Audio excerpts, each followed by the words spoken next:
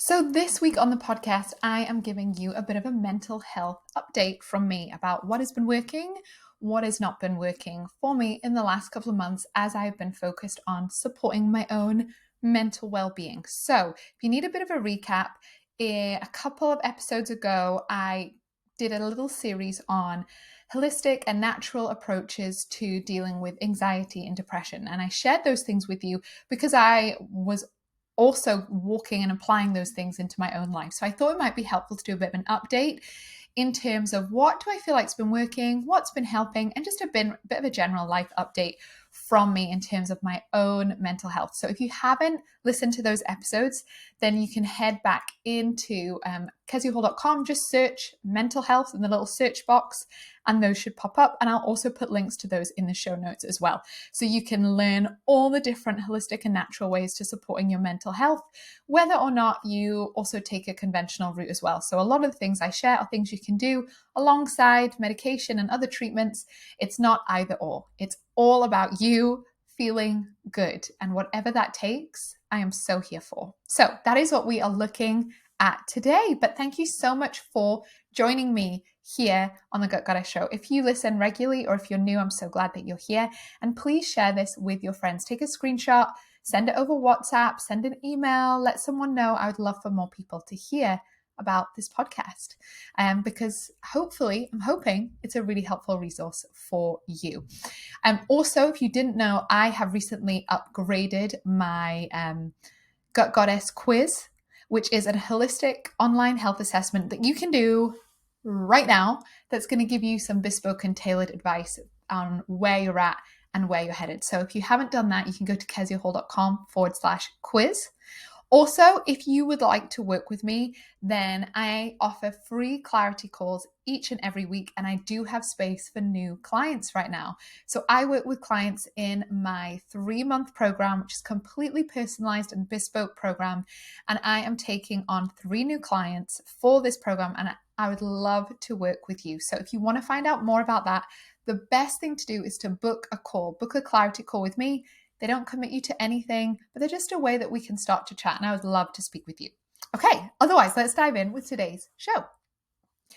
So, a bit of an update from me. What has been working, what's not been working when it comes to my own mental well-being. So I want to give you a bit of an update here. So as I shared, I think it was probably in February, March time, I had been sort of struggling with my own mental health, probably more around anxiety for probably about 4 months on the run up to that. Now, anxiety is something I've experienced since I can remember, to be honest, since a young child. And depression is something that wasn't something I was experiencing that much at the moment. That was more of a historic on and off. I've had a couple of more depressive episodes, but that's not a more regular part of my life. Experiencing anxiety is more something that's regular. And I really saw that ramp up, and I could tell why that was and what triggered it off. So I was really focused on how can I support my mental health, and that's why I shared those series and episodes with you. So this is a bit of an update, a follow-on from that, so do make sure you go and listen to those. But I was really aware when it comes to my mental health, yes, there can be circumstances, and sometimes we can't control those circumstances, sometimes we can. But there's actually so much that we can do to support our mental health. So some of the key foundations, just to recap you on those, are supporting your gut health, supporting your insulin management, and then also key nutrients, key minerals, vitamins, these kinds of things that can also really help with your brain. So I'm going to dive into a couple of things that I did.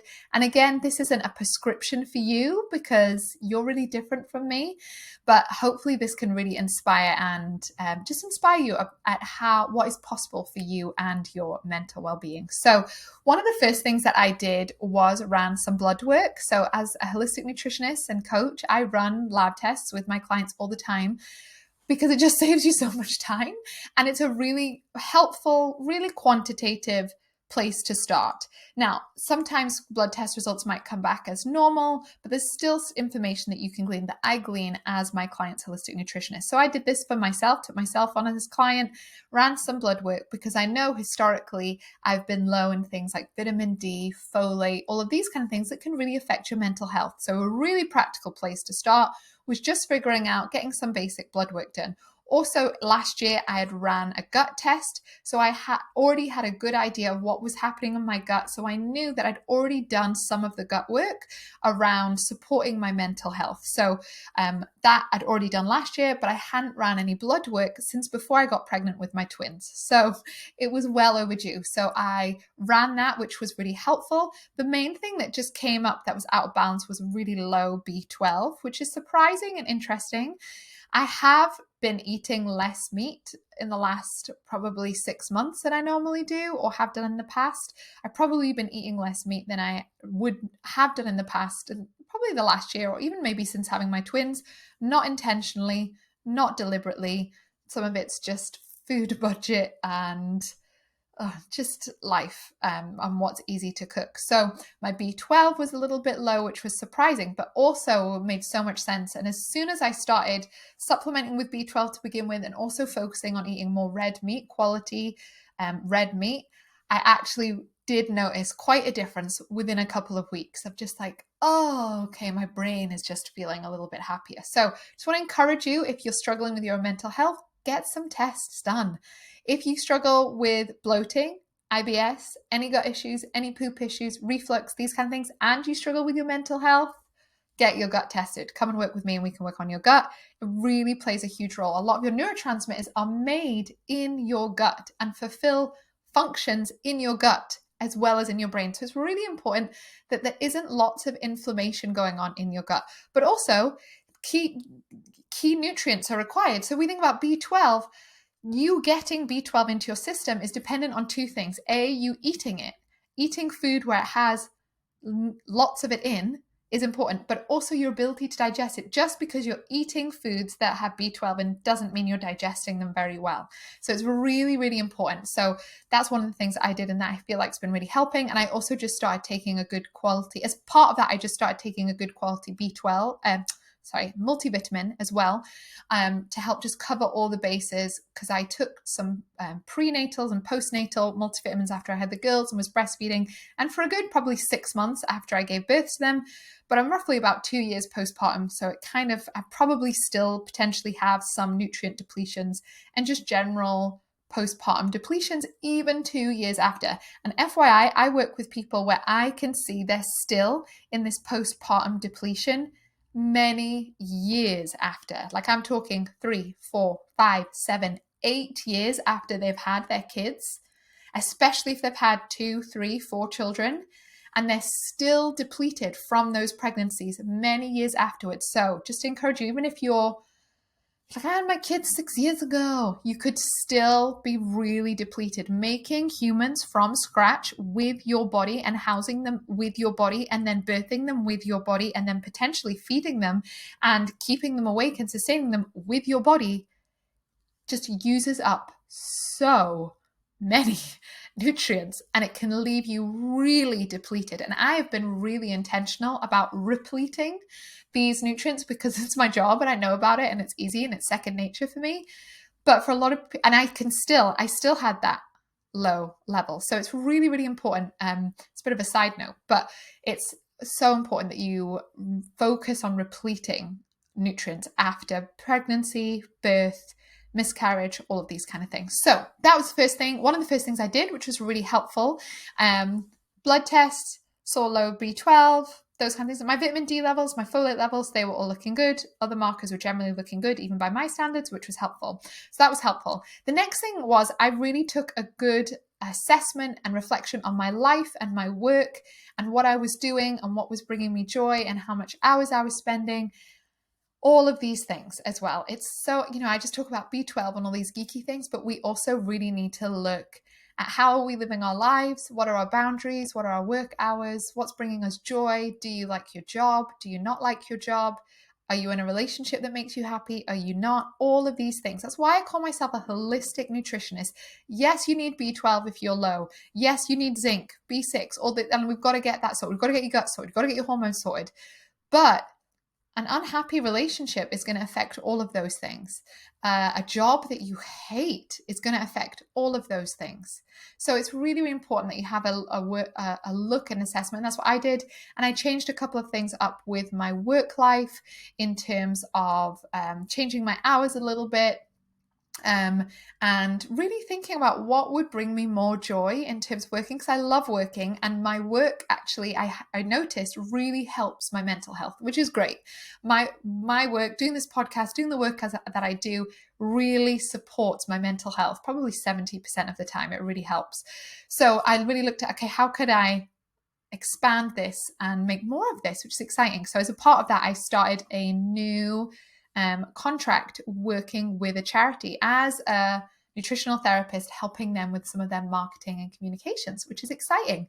And that really felt very random, not anything that I'd planned into. It's not my full-time job by any means. This business is one of my main focuses, but I'm doing that for a couple of hours a week, and it's just been really helpful for my mind, to be having something that's a bigger impact. Impacts are really important to me, and I really like, the reason I do what I do is to help people, and I love to have that bigger impact. I've always worked with charities, for charities, most of my working life, so I think I'd kind of been missing that of just helping more people, essentially.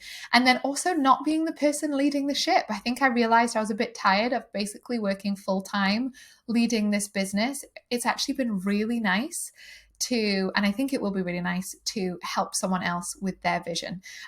So that's very exciting. I'm excited to be doing that. And I also took some time off with work as well, and I reduced my hours and focused more on looking after myself a little bit on certain days, especially. So that has really helped.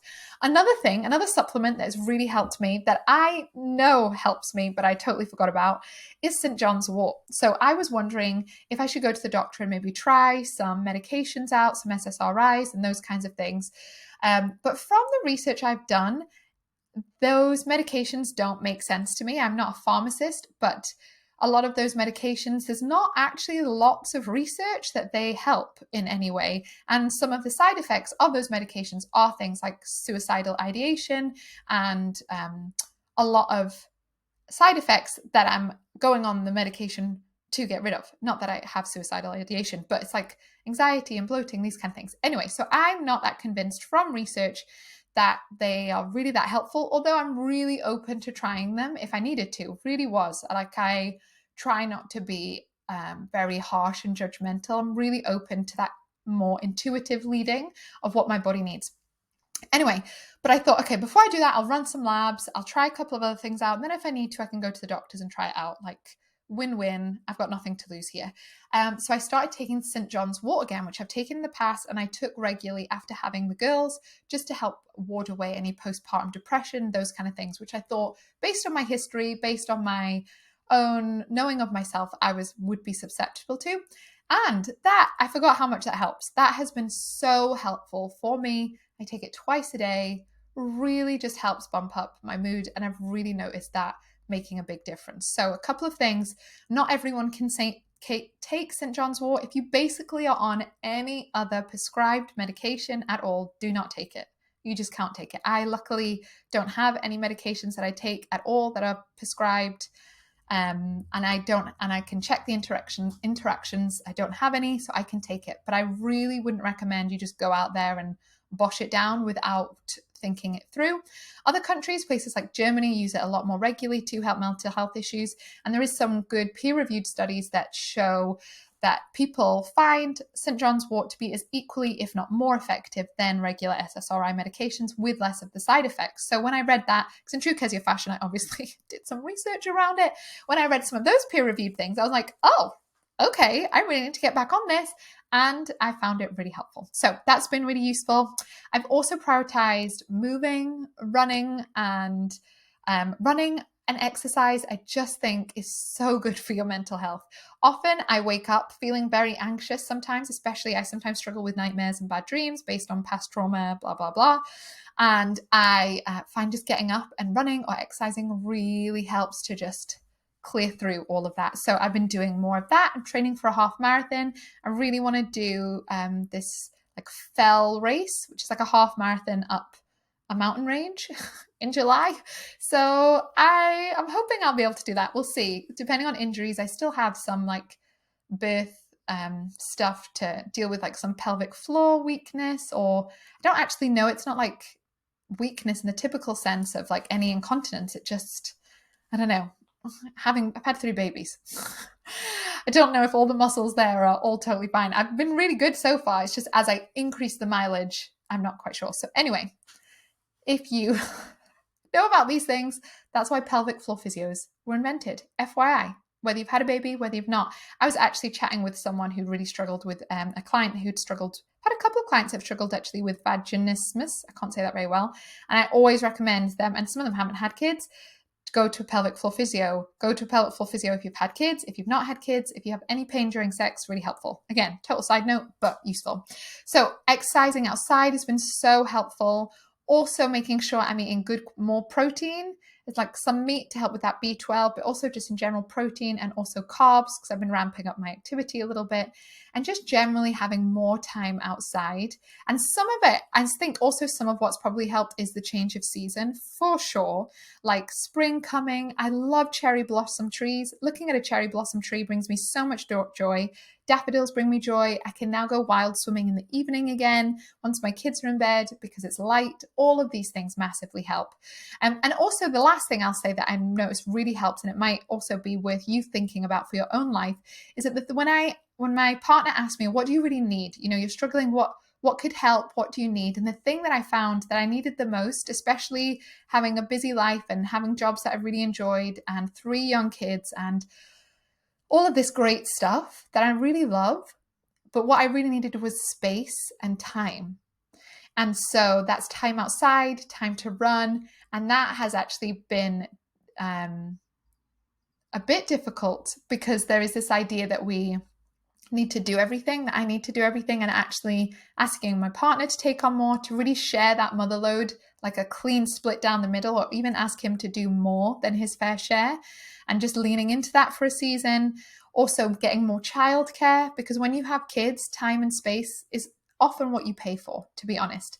I don't have family that look after my kids every week or any commitments like that. So if I want time and space, there's 2 ways I get it. 1, my kids are in bed by 7 o'clock. That's what happens. So evenings, I have at least 2 or 3 hours, can be alone or can be doing stuff. So that's the first thing. And you don't have to pay for that.